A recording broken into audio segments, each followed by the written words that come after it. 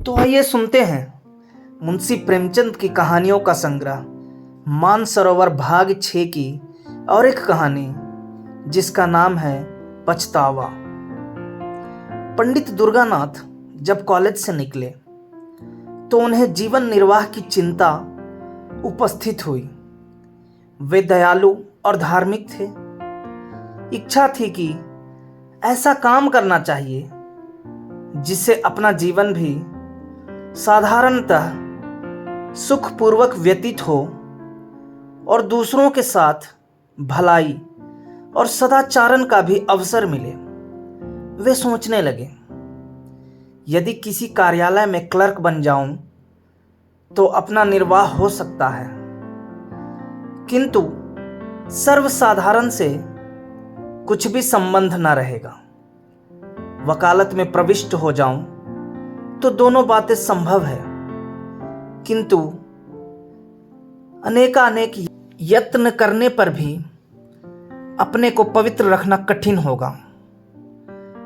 Police विभाग में दीन पालन और परोपकार के लिए बहुत से अवसर मिलते रहते हैं, किंतु एक स्वतंत्र और सद्विचार प्रिय मनुष्य के लिए वहां की हवा हानिप्रद है।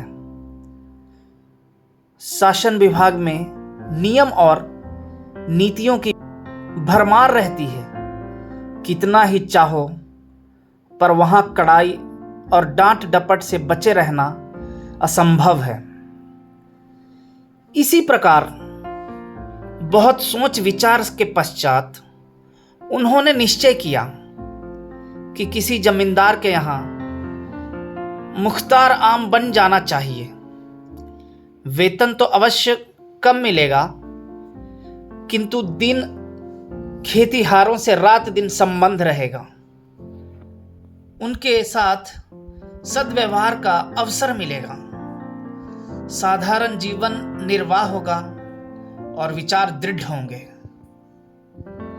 कुंवर विशाल सिंह जी एक संपत्तिशाली जमींदार थे। पंडित दुर्गानाथ ने उनके पास जाकर प्रार्थना की कि मुझे भी अपनी सेवा में रखकर कृतार्थ कीजिए। कुंवर साहब ने इन्हें सिर से पैर तक देखा और कहा, पंडित जी, आपको अपने यहां रखने से मुझे बड़ी प्रसन्नता होती, किंतु आपके योग्य मेरे यहां कोई स्थान नहीं देख पड़ता। दुर्गानाथ ने कहा, मेरे लिए किसी विशेष स्थान की आवश्यकता नहीं है। मैं हर एक काम कर सकता हूं। वेतन आप जो कुछ प्रसन्नता पूर्वक देंगे मैं स्वीकार करूंगा। मैंने तो यह संकल्प कर लिया है कि सिवा किसी रईस के और किसी की नौकरी ना करूंगा।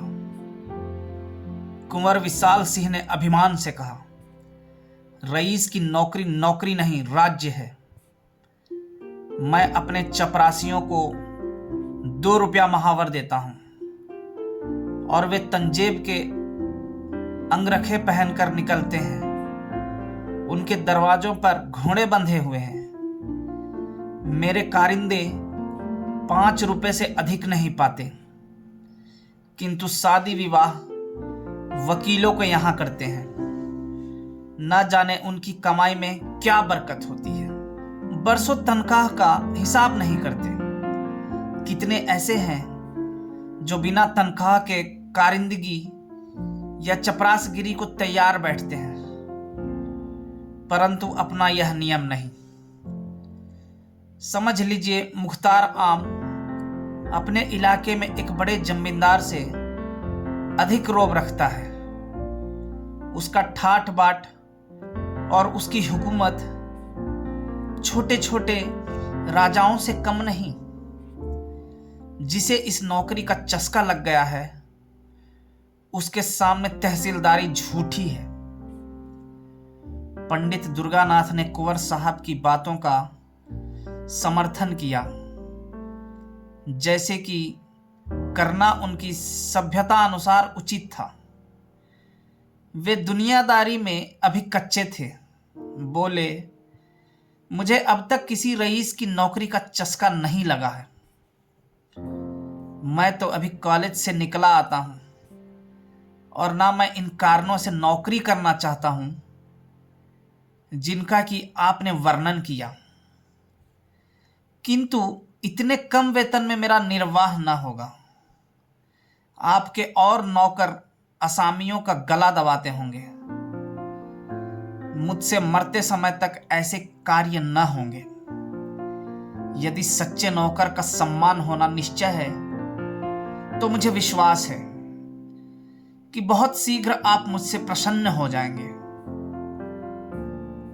कुंवर साहब ने बड़ी दृढ़ता से कहा, हाँ, यह तो निश्चय है कि सत्यवादी मनुष्य का आदर सब कहीं होता है, किंतु मेरे यहां तनख्वाह अधिक नहीं दी जाती।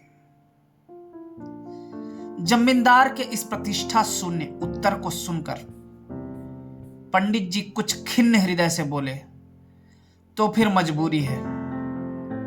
मेरे द्वारा इस समय कुछ कष्ट आपको हो तो क्षमा कीजिएगा, किंतु मैं आपसे कह सकता हूं कि ईमानदार आदमी आपको सस्ता ना मिलेगा। कुंवर साहब ने मन में सोचा कि मेरे यहां सदा अदालत कचहरी लगी ही रहती है। सैकड़ों रुपए तो डिग्री और तजवीजों तथा और अंग्रेजी कागजों के अनुवाद में लग जाते हैं। एक अंग्रेजी का पूर्ण पंडित सहज ही में मिल रहा है, सो भी अधिक तनख्वाह नहीं देनी पड़ेगी। इसे रख लेना ही उचित है। लेकिन पंडित जी की बात का उत्तर देना आवश्यक था, अतः कहा, महाशय, सत्यवादी मनुष्य को कितना ही कम वेतन दिया जाए वह सत्य को न छोड़ेगा और न अधिक वेतन पाने से बेईमान सच्चा बन सकता है। सच्चाई का रुपए से कुछ संबंध नहीं। मैंने ईमानदार कूली देखे हैं और बेईमान बड़े बड़े धनाशय पुरुष, परंतु अच्छा, आप एक सज्जन पुरुष हैं। आप मेरे यहाँ प्रसन्नता पूर्वक रहिए। मैं आपको एक इलाके का अधिकारी बना दूंगा और आपका काम देखकर तरक्की भी कर दूंगा। दुर्गानाथ जी ने 20 रुपये मासिक पर रहना स्वीकार कर लिया। यहाँ से कोई 2.5 मील पर कई गांवों का एक इलाका चांद पार के नाम से विख्यात था। पंडित जी इसी इलाके के कारिंदे नियत हुए। पंडित दुर्गानाथ ने चांद पार के इलाके में पहुंचकर अपने निवास स्थान को देखा तो उन्होंने कुंवर साहब के कथन को बिल्कुल सत्य पाया। यथार्थ में रियासत की नौकरी सुख संपत्ति का घर है। रहने के लिए सुंदर बंगला है जिसमें बहुमूल्य बिछौना बिछा हुआ था।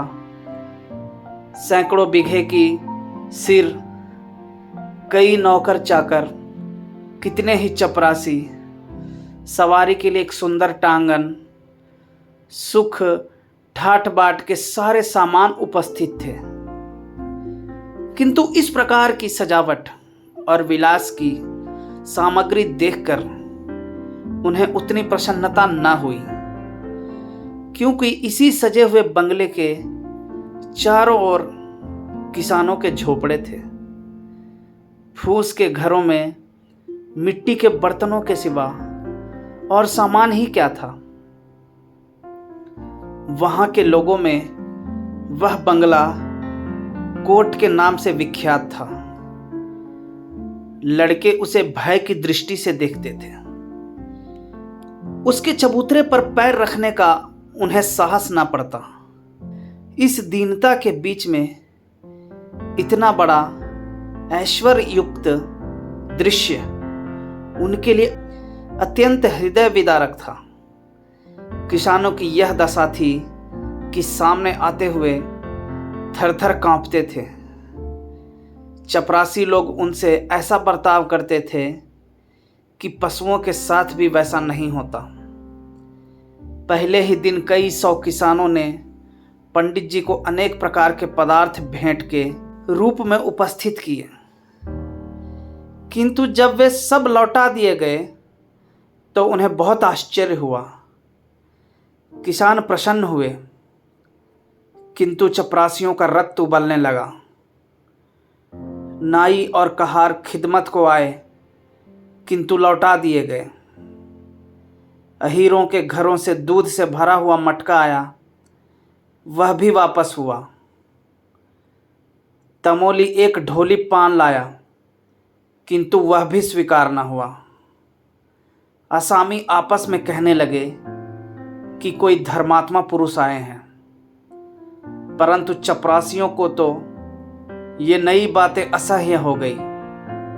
उन्होंने कहा, हुजूर, अगर आपको ये चीज़ें पसंद ना हो तो न ले, मगर रस्म को तो ना मिटाएं।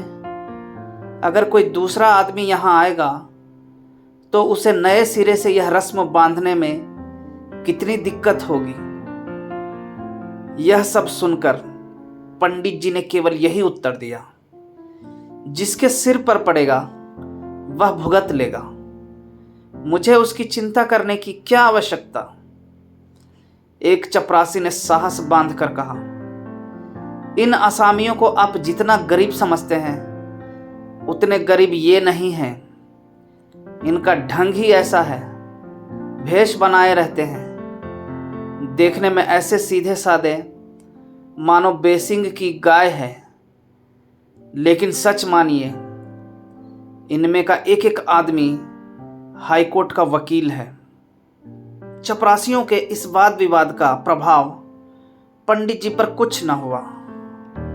उन्होंने प्रत्येक गृहस्थ से दयालुता और भाईचारे का आचरण करना आरंभ किया। सवेरे से 8 बजे तक तो गरीबों को बिना दाम औषधियां देते, फिर हिसाब किताब का काम देखते। उनके सदाचरण ने असामियों को मोह लिया। माल गुजारी का रुपया, जिसके लिए प्रति वर्ष कुर्की तथा नीलामी की आवश्यकता होती थी, इस वर्ष एक इशारे पर वसूल हो गया।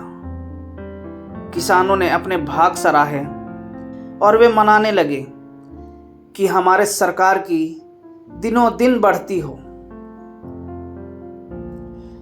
कुंवर विशाल सिंह अपनी प्रजा के पालन पोषण पर बहुत ध्यान रखते थे। वे बीज के लिए अनाज देते और मजूरी और बैलों के लिए रुपए, फसल कटने पर 1 का 1.5 वसूल कर लेते।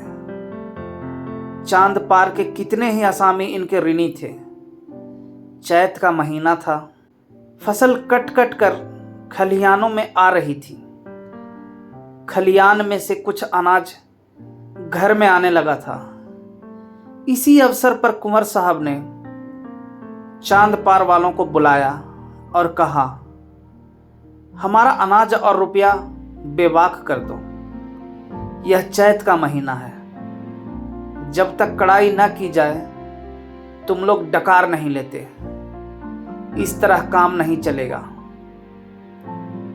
बूढ़े मलुका ने कहा, सरकार, भला असामी कभी आपके मालिक से बेबाक हो सकता है? कुछ अभी ले लिया जाए, कुछ फिर दे देंगे। हमारी गर्दन तो सरकार की मुट्ठी में है। कुंवर साहब, आज कौड़ी कौड़ी चुकाकर यहाँ से उठने पाओगे। तुम लोग हमेशा इसी तरह हिला हवाला किया करते हो। मलुका विनय के साथ, हमारा पेट है, सरकार की रोटियां हैं, हमको और क्या चाहिए? जो कुछ उपज है वह सब सरकार ही की है। कुंवर साहब से मलुका की यह वाचालता सही ना गई। उन्हें इस पर क्रोध आ गया। राजा रईस ठहरे। उन्होंने बहुत कुछ खरी खोटी सुनाई और कहा, कोई है जरा इस बुढ़े का कान तो गरम करो, वह बहुत बढ़ कर बातें करता है। उन्होंने तो कदाचित धमकाने की इच्छा से कहा, किंतु चपरासी कादिर खां ने लपक कर बूढ़े की गर्दन पकड़ी और ऐसा धक्का दिया कि बेचारा जमीन पर जा गिरा। मलुका के 2 जवान बेटे वहां चुपचाप खड़े थे। बाप की ऐसी दशा देखकर उनका रक्त गर्म हो उठा। वे दोनों झपटे और कादिर खां पर टूट पड़े। धमाधम शब्द सुनाई पड़ने लगा। खां साहब का पानी उतर गया, साफा अलग जा गिरा, अचकन के टुकड़े टुकड़े हो गए, किंतु जबान चलती रही। मलुका ने देखा बात बिगड़ गई। वह उठा और कादिर खां को छुड़ाकर अपने लड़कों को गालियां देने लगा। जब लड़कों ने उसी को डांटा तब दौड़कर कुंवर साहब के चरणों पर गिर पड़ा, पर बात यथार्थ में बिगड़ गई थी। बूढ़े के इस विनीत भाव का कुछ प्रभाव न हुआ। कुंवर साहब की आंखों से मानो आग के अंगार निकल रहे थे। वे बोले, बेईमान, आंखों के सामने से दूर हो जा, नहीं तो तेरा खून पी जाऊंगा। बूढ़े के शरीर में रक्त तो अब वैसा न रहा था, किंतु कुछ गर्मी अवश्य थी। समझता था कि ये कुछ न्याय करेंगे, परंतु यह फटकार सुनकर बोला, सरकार, बुढ़ापे में आपके दरवाजे पर पानी उतर गया और तिस पर सरकार हम ही को डांटते हैं। कुंवर साहब ने कहा, तुम्हारी इज्जत अभी क्या उतरी है, अब उतरेगी। दोनों लड़के सरोस बोले, सरकार, अपना रुपया लेंगे कि किसी की इज्जत लेंगे? कुंवर साहब ऐंठ कर, रुपया पीछे लेंगे, पहले देखेंगे कि तुम्हारी इज्जत कितनी है।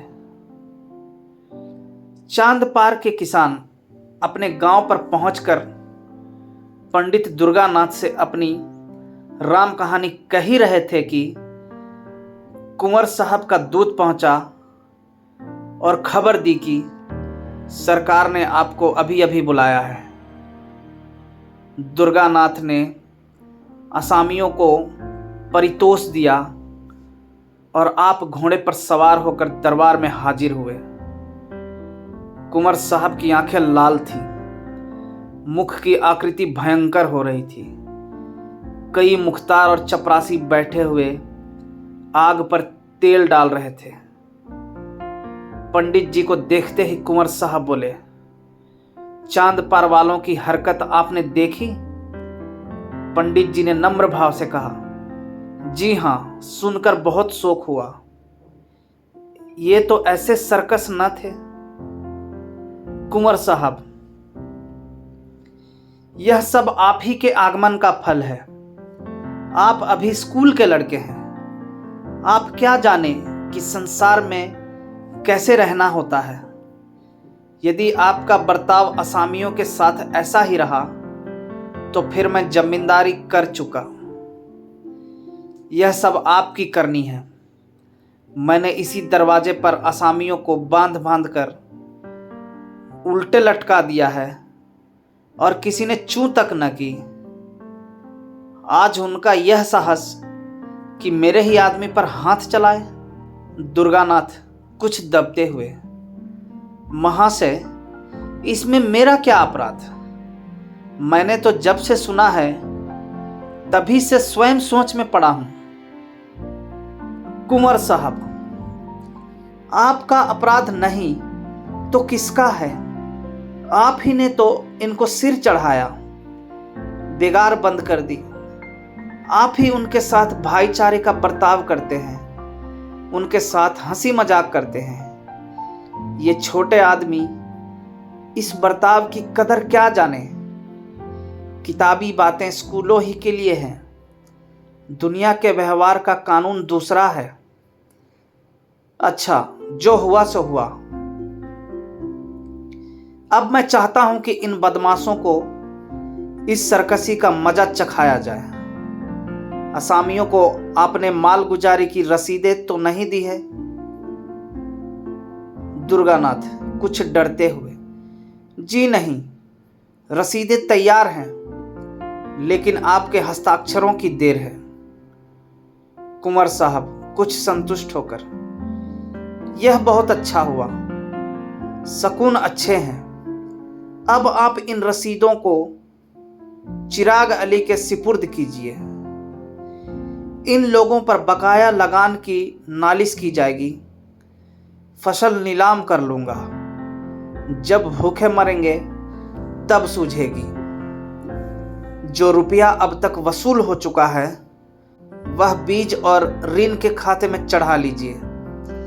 आपको केवल यह गवाही देनी होगी कि यह रुपया मालगुजारी के मद में नहीं, कर्ज में वसूल हुआ है, बस। दुर्गानाथ चिंतित हो गए। सोचने लगे कि क्या यहां भी उसी आपत्ति का सामना करना पड़ेगा जिससे बचने के लिए इतने सोच विचार के बाद इस शांति कुटीर को ग्रहण किया था। क्या जानबूझकर इन गरीबों की गर्दन पर छुरी फेरूं इसलिए कि मेरी नौकरी बनी रहे? नहीं, यह मुझसे ना होगा।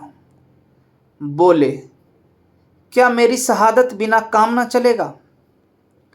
कुंवर साहब क्रोध से, क्या इतना कहने में भी आपको कोई उज्र है? दुर्गानाथ दुविधा में पड़े हुए, जी यूं तो मैंने आपका नमक खाया है। आपकी प्रत्येक आज्ञा का पालन करना मुझे उचित है, किंतु न्यायालय में मैंने गवाही नहीं दी है। संभव है कि यह कार्य मुझसे ना हो सके, अतः मुझे तो क्षमा ही कर दिया जाए। कुंवर साहब शासन के ढंग से, यह काम आपको करना पड़ेगा। इसमें हाँ नहीं की कोई आवश्यकता नहीं।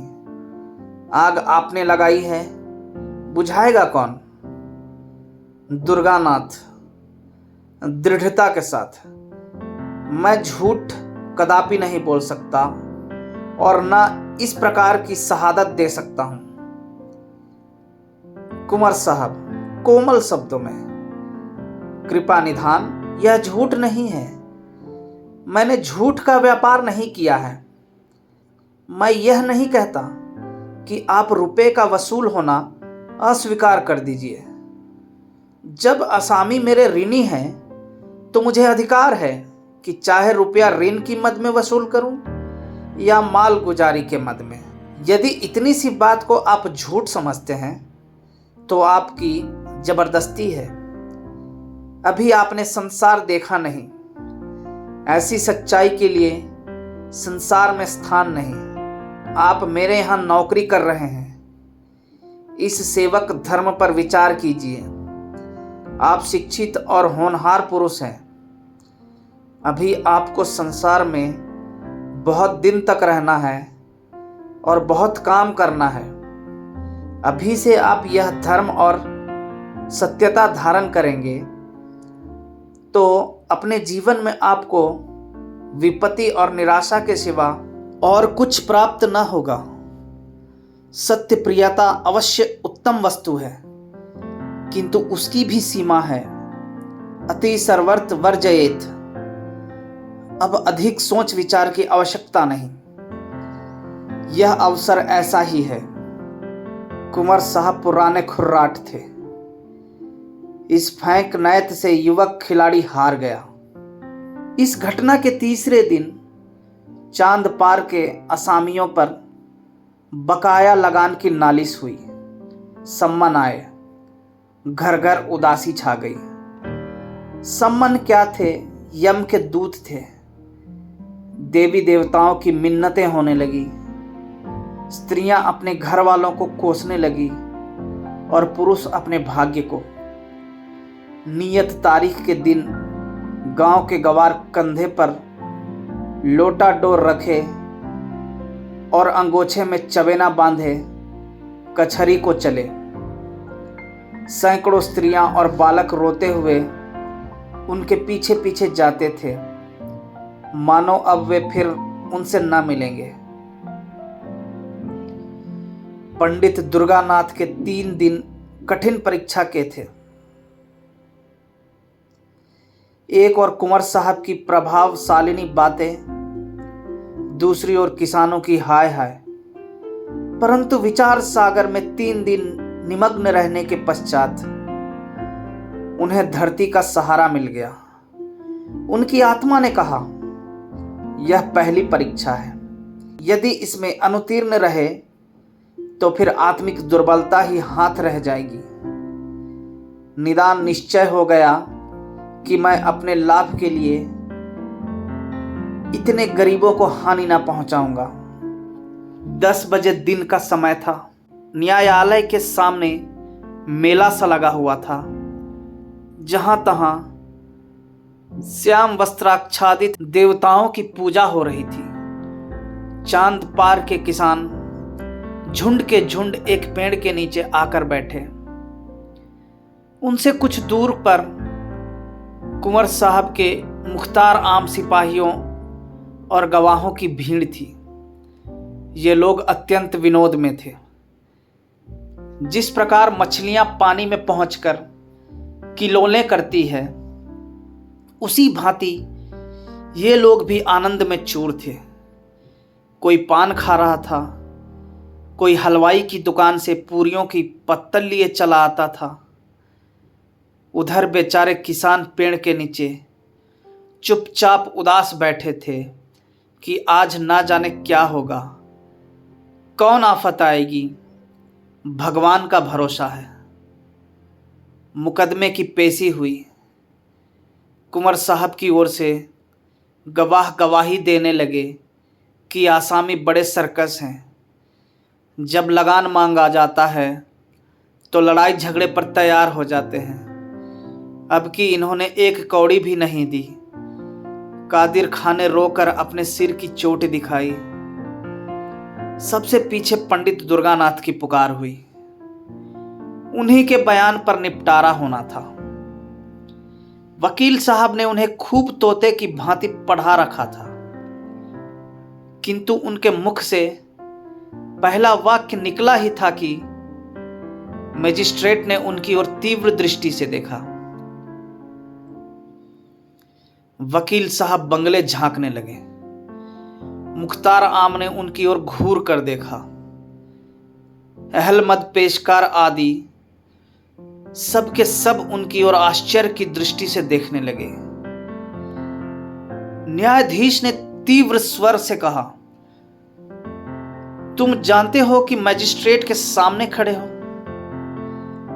दुर्गानाथ दृढ़तापूर्वक, जी हां, भली भांति जानता हूं। न्यायाधीश, तुम्हारे ऊपर असत्य भाषण का अभियोग लगाया जा सकता है। दुर्गानाथ, अवश्य, यदि मेरा कथन झूठा हो। वकील ने कहा, जान पड़ता है किसानों के दूध, घी और भेंट आदि ने यह काया पलट कर दी है। और न्यायाधीश की ओर सार्थक दृष्टि से देखा। दुर्गानाथ, आपको इन वस्तुओं का अधिक तजुर्बा है। मुझे तो अपनी रूखी रोटियां ही अधिक प्यारी है। न्यायाधीश, तो इन आसामियों ने सब रुपया बेबाक कर दिया है? दुर्गानाथ, जी हां, इनके जिम्मे लगान की एक कौड़ी भी बाकी नहीं है। न्यायाधीश, रसीदें क्यों नहीं दी? दुर्गानाथ, मेरे मालिक की आज्ञा। मजिस्ट्रेट ने नालिशें डिसमिस कर दी। कुंवर साहब को ज्यों ही इस पराजय की खबर मिली, उनके कोप की मात्र सीमा से बाहर हो गई। उन्होंने पंडित दुर्गानाथ को सैकड़ों कुवाक्य कहे। नमक हराम, विश्वासघाती दुष्ट, मैंने उसका कितना आदर किया, किंतु कुत्ते की पूंछ कहीं सीधी हो सकती है? अंत में विश्वासघात कर ही गया। यह अच्छा हुआ कि पंडित दुर्गानाथ मजिस्ट्रेट का फैसला सुनते ही मुख्तार आम को कुंजियां और कागज पत्र सुपुर्द कर चलते हुए, नहीं तो उन्हें इस कार्य के फल में कुछ दिन हल्दी और गुड़ पीने की आवश्यकता पड़ती। कुंवर साहब का लेन देन विशेष अधिक था। चांद पार बहुत बड़ा इलाका था। वहां के असामियों पर कई 100 रुपए बाकी थे। उन्हें विश्वास हो गया कि अब रुपया डूब जाएगा, वसूल होने की कोई आशा नहीं। इस पंडित ने असामियों को बिल्कुल बिगाड़ दिया। अब उन्हें मेरा क्या डर। अपने कारिंदों और मंत्रियों से सम्मति ली। उन्होंने भी यही कहा, अब वसूल होने की कोई सूरत नहीं। कागजात न्यायालय में पेश किए जाएं तो इनकम टैक्स लग जाएगा, किंतु रुपया वसूल होना कठिन है। उजरदारियां होंगी। कहीं हिसाब में कोई भूल निकल आई तो रही सही खाक भी जाती रहेगी और दूसरे इलाकों का रुपया भी मारा जाएगा। दूसरे दिन कुंवर साहब पूजा पाठ से निश्चिंत हो अपने चौपाल में बैठे तो क्या देखते हैं कि चांद पार के आसामी झुंड के झुंड चले आ रहे हैं। उन्हें यह देखकर भय हुआ कि कहीं ये सब कुछ उपद्रव तो न करेंगे, किंतु किसी के हाथ में एक छड़ी तक न थी। मलुका आगे आगे आता था। उसने दूर ही से झुककर वंदना की। ठाकुर साहब को ऐसा आश्चर्य हुआ मानो वे कोई स्वप्न देख रहे हों। मलुका ने सामने आकर विनय पूर्वक कहा, सरकार, हम लोगों से जो कुछ भूल चूक हुई हो उसे क्षमा किया जाए। हम लोग सब हुजूर के चाकर हैं। सरकार ने हमको पाला पोसा है, अब भी हमारे ऊपर यही निगाह रहे। कुंवर साहब का उत्साह बढ़ा। समझे कि पंडित के चले जाने से इन सबों के होश ठिकाने हुए। आज किसका सहारा लेंगे। उसी खुर्राट ने इन सबों को बहका दिया था। कड़क कर बोले, वे तुम्हारे सहायक पंडित कहाँ गए? वे आ जाते तो जरा उनकी खबर ली जाती। यह सुनकर मलुका की आंखों में आंसू भर आए। वह बोला, सरकार, उनको कुछ न कहें। वे आदमी नहीं देवता थे। जवानी की सौगंध है जो उन्होंने आपकी कोई निंदा की हो। वे बेचारे तो हम लोगों को बार बार समझाते थे कि देखो, मालिक से बिगाड़ करना अच्छी बात नहीं है। हमसे कभी एक लोटा पानी के रवादार नहीं हुए। चलते चलते हमसे कह गए कि मालिक का जो कुछ तुम्हारे जिम्मे निकले चुका देना। आप हमारे मालिक हैं। हमने आपका बहुत खाया पिया है। अब हमारी यही विनती सरकार से है कि हमारा हिसाब किताब देखकर जो कुछ हमारे ऊपर निकले बताया जाए। हम एक एक कौड़ी चुका देंगे, तब पानी पिएंगे। कुंवर साहब प्रसन्न हो गए। इन्हीं रुपयों के लिए कई बार खेत कटवाने पड़े थे। कितनी बार घरों में आग लगवाई, अनेक बार मार पीट की, कैसे कैसे दंड दिए। आज ये सब आपसे आप सारा हिसाब किताब साफ करने आए हैं। यह क्या जादू है? मुख्तार आम साहब ने कागजात खोले और असामियों ने अपनी अपनी पोटलियां, जिसके जिम्मे जितना निकला वे कान पूछ हिलाए उतना द्रव्य सामने रख दिया। देखते देखते सामने रुपयों का ढेर लग गया। 600 रुपया बात की बात में वसूल हो गया। किसी के जिम्मे कुछ बाकी ना रहा। यह सत्यता और न्याय की विजय थी। कठोरता और निर्दयता से जो काम कभी न हुआ वह धर्म और न्याय ने पूरा कर दिखाया। जब से ये लोग मुकदमा जीत आए तभी से उनको रुपया चुकाने की धुन सवार थी। पंडित जी को वे यथार्थ में देवता समझते थे। रुपया चुका देने के लिए उनकी विशेष आज्ञा थी। किसी ने बैल, किसी ने गहने बंधक रखे। यह सब कुछ सहन किया, परंतु पंडित जी की बात ना टाली। कुंवर साहब के मन में पंडित जी के प्रति जो बुरे विचार थे सब मिट गए। उन्होंने सदा से कठोरता से काम लेना सीखा था। उन्हीं नियमों पर वे चलते थे। न्याय तथा सत्यता पर उनका विश्वास न था, किंतु आज उन्हें प्रत्यक्ष देख पड़ा कि सत्यता और कोमलता में बहुत बड़ी शक्ति है। ये असामी मेरे हाथ से निकल गए थे, मैं इनका क्या बिगाड़ सकता था। अवश्य वह पंडित सच्चा और धर्मात्मा पुरुष था।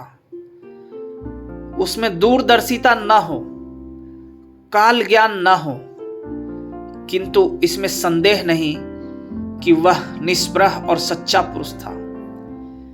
कैसी ही अच्छी वस्तु क्यों न हो, जब तक हमको उसकी आवश्यकता नहीं होती तब तक हमारी दृष्टि में उसका गौरव नहीं होता। हरी दूब भी किसी समय अशर्फियों के मोल बिक जाती है। कुंवर साहब का काम एक निष्प्रह मनुष्य के बिना नहीं रुक सकता था। अतएव पंडित जी के इस सर्वोत्तम कार्य की प्रशंसा किसी कवि की कविता में अधिक न हुई। चांद पार के असामियों ने तो अपने मालिक को कभी किसी प्रकार का कष्ट न पहुंचाया, किंतु अन्य इलाकों वाले आसामी उसी पुराने ढंग से चलते थे। उन इलाकों में रगड़ झगड़ सदैव मची रहती थी। अदालत, मारपीट, डांट डपट सदा लगी रहती थी। किंतु ये सब तो जमींदार के श्रृंगार है। बिना इन सब बातों के जमींदारी कैसी? क्या दिन भर बैठे बैठे वे मक्खियां मारे? कुंवर साहब इसी प्रकार पुराने ढंग से अपना प्रबंध संभालते जाते थे। कई वर्ष व्यतीत हो गए। कुंवर साहब का कारोबार दिनों दिन चमकता ही गया। यद्यपि उन्होंने 5 लड़कियों के विवाह बड़ी धूमधाम के साथ किए, परंतु 30 पर भी उनकी बढ़ती में किसी प्रकार की कमी न हुई। हाँ, शारीरिक शक्तियां अवश्य कुछ कुछ ढीली पड़ती गई। बड़ी भारी चिंता यही थी कि इतनी बड़ी संपत्ति और ऐश्वर्य को भोगने वाला कोई उत्पन्न न हुआ। भांजे, भतीजे और नवासे इस रियासत पर दांत लगाए हुए थे। कुंवर साहब का मन अब इन सांसारिक झगड़ों से फिरता जाता था। आखिर यह रोना धोना किसके लिए? अब उनके जीवन नियम में एक परिवर्तन हुआ। द्वार पर कभी कभी साधु संत धुनी रमाए हुए देख पड़ते। स्वयं भगवत गीता और विष्णु सहस्त्रनाम पढ़ते थे। पारलौकिक चिंता अब नित्य रहने लगी। परमात्मा की कृपा और साधु संतों की आशीर्वाद से बुढ़ापे में उनको एक लड़का पैदा हुआ। जीवन की आशाएं सफल हुई, पर दुर्भाग्यवश पुत्र के जन्म ही से कुंवर साहब शारीरिक व्याधियों से ग्रस्त रहने लगे। सदा वैद्यों और डॉक्टरों का तांता लगा रहता था, लेकिन दवाओं का उल्टा प्रभाव पड़ता। ज्यों-त्यों करके उन्होंने 2.5 वर्ष बिताए। अंत में उनकी शक्तियों ने जवाब दिया। उन्हें मालूम हो गया कि अब संसार से नाता टूट जाएगा। अब चिंता ने और धर दबाया। यह सारा माल असबाब, इतनी बड़ी संपत्ति किस पर छोड़ जाऊं? मन की इच्छाएं मन ही मन रह गईं। लड़के का विवाह भी न देख सका।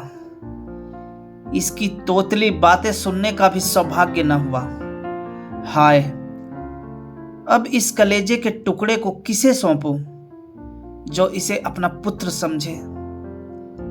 लड़के की मां स्त्री जाति, न कुछ जाने न समझे। उससे कारोबार संभालना कठिन है। मुख्ताराम गुमास्ते कारिंदे कितने हैं, परंतु सब के सब स्वार्थी विश्वासघाती। एक भी ऐसा पुरुष नहीं जिस पर मेरा विश्वास जमे। कोर्ट ऑफ वार्ड्स के सुपुर्द करूं तो वहां भी वे ही सब आपत्तियां। कोई इधर दबाएगा, कोई उधर। अनाथ बालक को कौन पूछेगा। हाय, मैंने आदमी नहीं पहचाना। मुझे हीरा मिल गया था, मैंने उसे ठिकरा समझा। कैसा सच्चा, कैसा वीर, दृढ़ प्रतिज्ञ पुरुष था। यदि वह कहीं मिल जाए तो इस अनाथ बालक के दिन फिर जाएं। उसके हृदय में करुणा है, दया है। वह अनाथ बालक पर तरस खाएगा। हाँ, क्या मुझे उसके दर्शन मिलेंगे? मैं उस देवता के चरण धोकर माथे पर चढ़ाता, आंसुओं से उसके चरण धोता। वही यदि हाथ लगाए तो यह मेरी डूबती नाव पार लगे। ठाकुर साहब की दशा दिन पर दिन बिगड़ती गई। अब अंत काल आ पहुंचा। उन्हें पंडित दुर्गानाथ की रट लगी हुई थी। बच्चे का मुंह देखते और कलेजे से एक आह निकल जाती। बार बार पछताते और हाथ मलते। हाय, उस देवता को कहां पाऊं जो कोई उसके दर्शन करा दे। आधी जायदाद उस पर न्यौछावर कर दूं। प्यारे पंडित, मेरे अपराध क्षमा करो। मैं अंधा था, अज्ञानी था। अब मेरी बाह पकड़ो, मुझे डूबने से बचाओ। इस अनाथ बालक पर तरस खाओ। हितार्थी और संबंधियों का समूह सामने खड़ा था। कुंवर साहब ने उनकी ओर अधखुली आंखों से देखा। सच्चा हितैषी कहीं देख ना पड़ा। सबके चेहरे पर स्वार्थ की झलक थी। निराशा से आंखें मूंद ली। उनकी स्त्री फूट फूट कर रो रही थी। निदान उसे लज्जा त्यागनी पड़ी। वह रोती हुई पास जाकर बोली, प्राणनाथ, मुझे और इस असहाय बालक को किस पर छोड़े जाते हैं? कुंवर साहब ने धीरे से कहा, पंडित दुर्गानाथ पर। वे जल्द आएंगे। उनसे कह देना कि मैंने सब कुछ उनको भेंट कर दिया है। यह अंतिम वसीयत है। धन्यवाद।